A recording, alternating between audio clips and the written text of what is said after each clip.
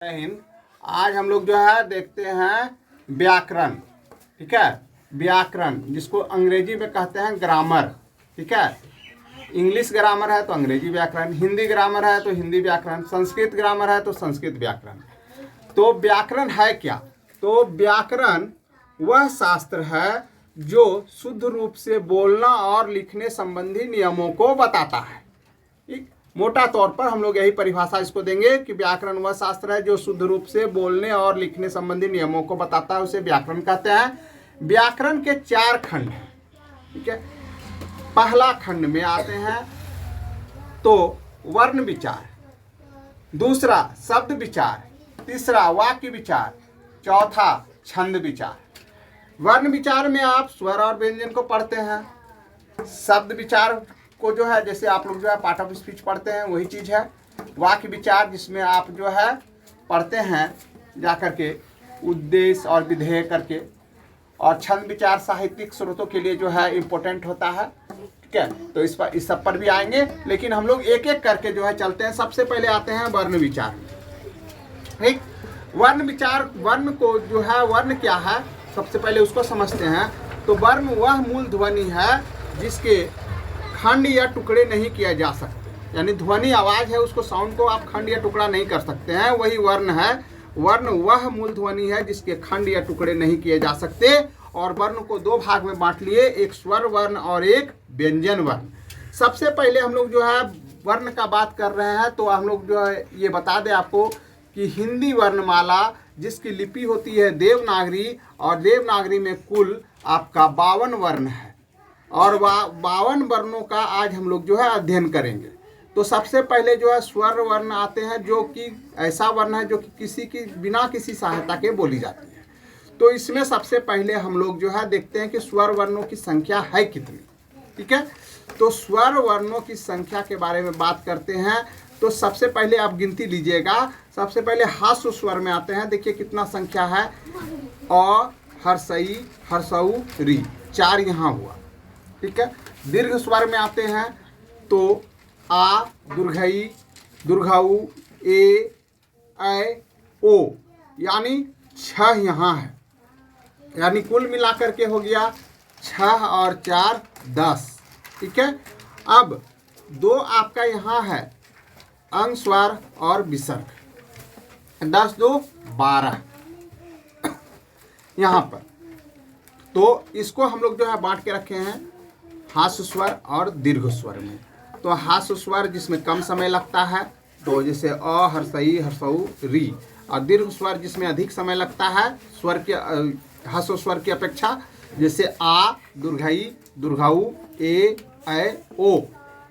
और इसके पश्चात एक जो है अधिक समय लेता है वो है प्लुत स्वर, जिसमें जैसे बोलते हैं हे राम, जिसमें बोलने में हे राम बोलने में अधिक समय लगता है, तो इसको रखते हैं प्लुत स्वर में।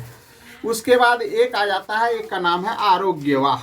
आरोग्यवाह में जो है आपका जो है क्या आ जाता है अनुस्वार और विसर्ग। चलिए, आयोगवाह के बाद जो है अब हम लोग आगे बढ़ते हैं, व्यंजन वर्ण का परिचय लेते हैं। व्यंजन वर्ण में जो है सब एक ओर से जो है हम आते हैं। ठीक है, तो अब यहाँ पर आपको ध्यान रखना है, अ तक में आपको 11 जो है आपका स्वर वर्ण आ गया।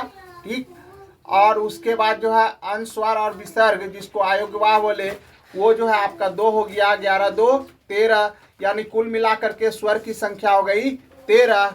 अब जो है इधर व्यंजन वर्ण में आते हैं। व्यंजन वर्ण में अब आगे बढ़ते हैं तो इसमें जो है अभी कुल मिलेगा हम लोगों को यहाँ पर जो है जा करके आपका 13 और इधर हो गया 33।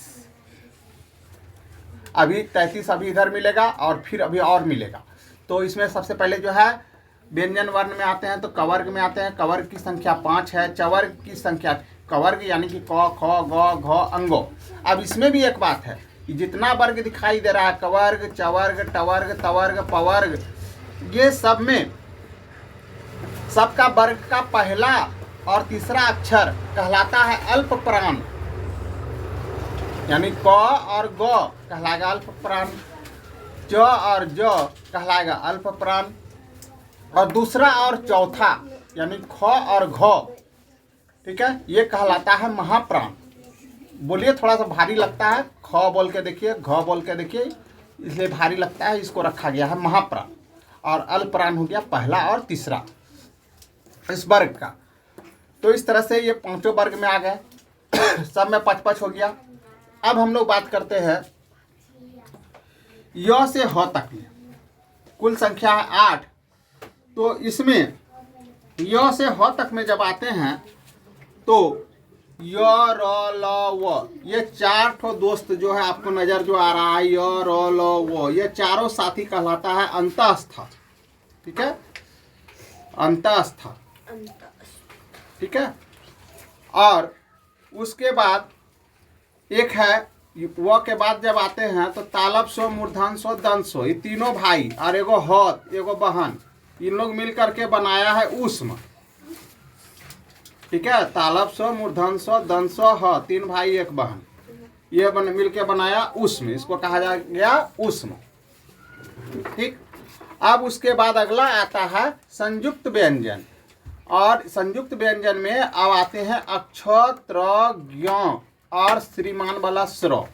ठीक, ये कहलाता है संयुक्त व्यंजन। और उसके बाद आता है एक द्विगुण व्यंजन, जिसमें अड़ और अढ़, अढ़ यानी पढ़ वाला अढ़, तो अड़ और अढ़ ये आपका आ गया द्विगुण व्यंजन में। इस तरह से कुल मिल करके जो है संख्या बन गई हमारी 52। अब इसको जोड़ करके आप देख सकते हैं, अ से औ तक की संख्या 11, अनुस्वार और विसर्ग, ठीक है, आयोगवाह की संख्या हो गई आपकी 2, अनुस्वार 1, विसर्ग 1, कवर्ग में 5, चवर्ग में 5, टवर्ग में 5, कवर्ग में 5, पवर्ग में 5 और य से ह तक में 8, संयुक्त अक्षर 4 और उसके बाद द्विगुण 2। और इस तरह से कुल मिला करके जो है संख्या बन गया आपका, वर्णों की संख्या कुल हो गई 52। ठीक है, तो यह जो है खास करके आधुनिक जो है जितना भी हिंदी व्याकरण है इसमें यह देखने के लिए मिलता है। अब हम लोग अगले पार्ट में जो बात करेंगे वो शब्द विचार पर आएंगे। जय हिंद।